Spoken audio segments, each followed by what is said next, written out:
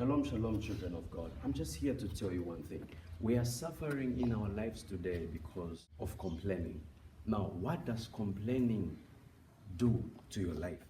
Unapolalamika, hiki ndo kinachofanyika. Imagine Mungu akamfuata Adam akamwambia, kwa nini umefanya kitu nilichokukataza? Akanyosha kidole kwa mke wake akasema, ni huyu mwanamke ulionipa. Mwanamke akaulizwa akasema, sio mimi, ni nyoka. Nyoka alivyoulizwa hakuongea chochote, hakumnyoshea kidole mtu yoyote. So this is what gives Satan power over your life. Shetani anapataje mamlaka juu yako? Anapata mamlaka juu yako pale unapo complain. Imagine umelala njaa, unasema kwamba shetani ndo kasababisha ulale njaa. So inamwalalisha shetani kuhakikisha kwamba hiyo njaa unailala.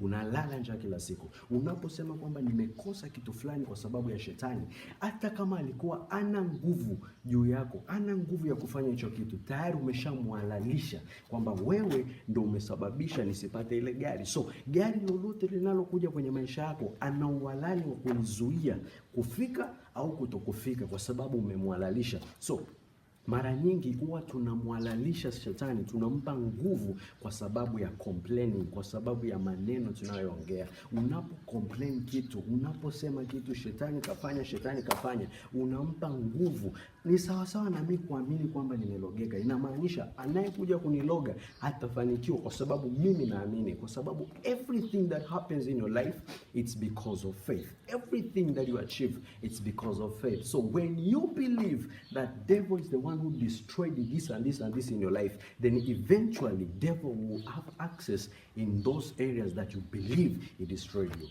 So most of the time tunapoteza vitu kwa sababu tunaamini kwamba shetani ndo aliyefanya. So be very careful and stop complaining. Stop mentioning devil in your problems, because the more you involve him, the more he gains power to finish you.